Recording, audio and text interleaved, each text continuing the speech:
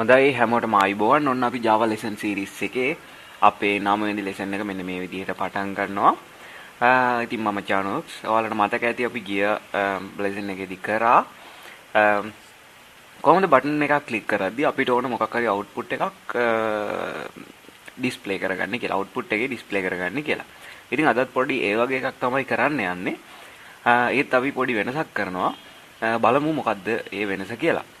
ඉතින් මම මුලින්ම හැමදාම වගේ ඔන්න අලුත් ඉන්ටර්ෆේස් එකක් හදා ගන්නම්. මට ඕන පැකේජ් එකට රයිට් ක්ලික් කරලා new කියන එකට ගිහිල්ලා JFrame form එකක් තමයි මම ගන්නෙ. new JFrame කියන නම එහෙම තියෙද්දිම මම finish කර ගන්නම්. මට මෙන්න ඉන්ටර්ෆේස් එකක් හම්බුණා. ඒකේ නම default තිබ්බ නමම. මම මෙතනින් දකුණු පැත්තේ තියෙන palette එකෙන් J label එකක් මේ විදිහට ගන්නම්. label එකක් ඊළඟට button එකක් මේ විදිහට ගන්නම්. මම මේ දෙකේ variable දෙක වෙනස් කර ගන්නම්. ඔයාලා දැන් දන්නවා අපිට ඕන object එකට right click කරලා change variable කියන එකට ගිහිල්ලා label 1 එක නිසා මම මේකට L1 කියලා දෙන්නම්. මේ button එකේ variable එක මම වෙනස් කරගන්න යන change variable ගිහිල්ලා B1 කියලා. හරි. මට මේකේ text එක වෙනස් කරගන්න ඕනේ. මගේ නම මෙන්න මේ විදිහට මම text එක වෙනස් කරගන්නවා. button එකට මම දෙන්නම් edit text ගිහිල්ලා click me කියලා. මේවා දැන් ඔයාලා හැමෝම දන්නවා. හරි. ඒ ටික හරි. දැන් අපි බලමු මොකද්ද අපි කරන්න යන්නේ කියලා. අපි කලින් කරේ මෙන්න මේ බටන් එක ක්ලික් කරද්දී අපිට ඕන මොනවා හරි දෙයක් output එකට ගන්න එකක්. නමුත් අද අපි කරන්නේ මේ ඉන්ටර්ෆේස් එකේම තියෙන වචනයක් කොහොමද අරගෙන print කරන්න කියන එක තමයි අද අපි ඉගෙන ගන්න. ඒ කියන්නේ මෙයාගේ variable name එක මොකද්ද ඔයාලට මතක ඇති. මට නම් මතක නෑ L1 මේ label 1 හින්දා L1 කියලා අපි දැන් මේ L1 ගේ value එක අරගෙන තමයි දැන් අපි display කරන්න යන්නේ අද. ඔයාලා දන්නවා මේ button එක click කරද්දි තමයි දැන් අපිට ඒ දේ වෙන්න ඕනේ. ඒ නිසා අපි මේ code කරන්නේ button එකට. මම මේක right click කරලා ගිහිල්ලා events වලට action වල action perform දෙකට යනවා. මේ විදිහට හරි. එතකොට යා මෙන්න private void b1 ගේ action perform method එක අපිට හදලා දුන්නා. මම මේ කමෙන්ට් එක අයින් කරලා වැඩේ පටන් ගන්නවා. ඉතින් මොනවා හරි ඔයාලට තේරෙනවා ඇති අපි මෙන්න මෙයාගේ value එක අපි ගන්නවා නම් අපිට variable එකක් ඕනේ. ඒ ගන්න value එක store කරලා තියාගන්න. temporarily හරි store කරලා තියාගන්න. ඉතින් මම ඒකට අලුත් variable name එකක් හදා ගන්නවා. ඔයාලා මෙතනදී ඉගෙන ගන්න ඕන දේ තමයි මේ ඉන්ටර්ෆේස් එක ඇතුලේ තියෙන ඕනම value එකක්. මෙන්න මේ Java J label එක හරි button එක හරි text box එකේ value එකක් ගන්නවා නම් අපි අනිවාර්යෙන් ඒක string variable එක තමයි store කරන්නේ. ඉතින් මම ආයෙ මගේ method එකට ගිහිල්ලා එතන variable එකක් හදනවා string එකක්. string my variable 1 කියලා ඔන්න මම එකක් හදාගත්තා. හරි මේ string type එකේ variable එකක් මම දැන් දෙන්න යන්නේ මෙන්න මෙයාගේ value එක get කරන්න. මෙයාට දැන් මෙයාගේ value එක. මෙයාගේ variable name එක කියන්නේ මේක.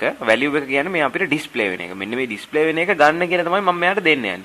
එතකොට ඒ කියන්නේ variable name එක L1 මට ඕනේ L1 ගේ text එක ගන්න. ඒකට මම L1 ගේ get text කියන method එක මෙන්න මේ විදිහට call කරනවා.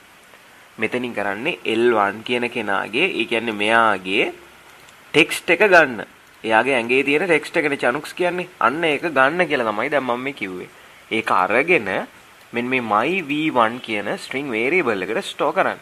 දැන් ඔයාලට තේරෙනවා ඇති මෙන්න මේ myv1 කියන එක අපි කොහේ හරි පාවිච්චි කරොත් එයා display කරන්නේ මෙන්න මේ chunks කියන වචනේ. ඒ කියන්නේ L1 ගේ text එක තමයි මෙයා මේකට ස්ටෝර් කරන් ඉන්නේ.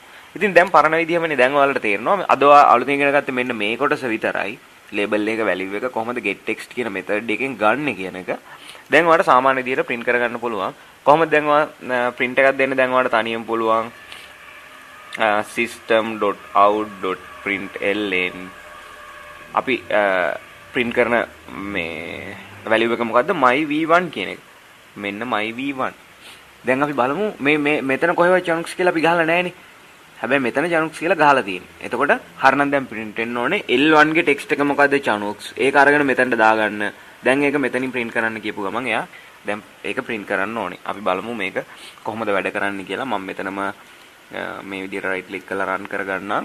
හරි. ඔයාලට දැන් පේනවා ඇති. මෙතන මම මෙන්න අපේ ඉන්ටර්ෆේස් එක මේ විදිහට ආවා.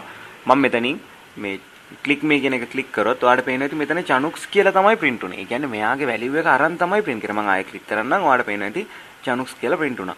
අපි ඒක sure කියලා ආයෙ check කරලා බලමු. මම මෙතන value එක වෙනස් කරන්නම්.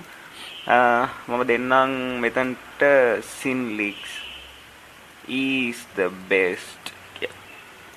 හරි. දැන් අපි බලමු මේක රන් කරලා මොකද වෙන්නේ කියලා. ඔන්න අපි රන් කරා. ඔන්න ඕපන් වුණා. දැන් එතකොට මෙතන ටෙක්ස්ට් එක වෙනස් කරේ ඒක විදිහට දැන් ක්ලික් කරොත් එයා පෙන්නන්නේ Sinlix is the best කියලා. මේක අපිට ගොඩක් ඕන වෙනවා. මේ වෙලාවේ ඉන්ටර්ෆේස් එකේ තියෙන නම මොකක්ද? මෙතන තියෙන්නේ මොකක්ද? අන්න ඒක අපිට ගන්න ඕන වෙලාවට මෙන්න මේ කොටස ඔයාට ගොඩක් ඕන වෙනවා. දැන් ඔයාට තේරෙනවා ඇති කොහොමද මොකක් හරි ලේබල් එකක තියෙන වැලියු එකක් අපි අපේ පාවිච්චියට වේරියබල් එකට assign කරලා ගන්න කියලා. ඉතින් කලින් ඔයාලට මම බටන් ක්ලික් එකේදී කියලා දුන්න මෙතඩ්ස් ඔක්කොම මෙතනටත් අදාළයි. උදාහරණයක් විදිහට අපි ගත්තොත් ඔයාලට මෙතනට මේ තව මොනවා හරි කොන්කැට් කරන්න ඕනේ නම් ඔයාලට පුළුවන් මේ විදිහට ප්ලස් මාක් එක දාලා ඔයාලට ඕන දෙයක් මේ විදිහට කොන්කැට් කරන්න. ඉතින් ඔයාලට ඒක එක්සැම්පල් එකක් පෙන්වන්න ඕනේ නැහැනේ. ඉතින් ඔන්න ඔය විදිහට තමයි J ලේබල් එක තියෙන දෙයක් අපිට ඕන විදිහට වේරියබල් එකකට assign කරගන්න. ඉතින් අද ලෙසන් එක චූටි ලෙසන් එකක් ඔච්චරයි. ඉතින් ඔයාලට මොන හරි ප්‍රශ්නයක් තියෙනවා නම් contact කරන්න පුළුවන් මාව. එහෙම නැත්නම් geek.lk කියන වෙබ්සයිට් එකෙන් ඔයාගේ ප්‍රශ්නේ දාන්න අපි පුළුවන් විදිහට උත්තර දෙන්නම්. අපි ඊගාව ලෙසන් එකේ ටිකක් මේ වගේම දෙයක් තමයි කතා කරන්නේ. අපි එහෙනම් ඊගාව ලෙසන් එකේදී හම්බෙමු.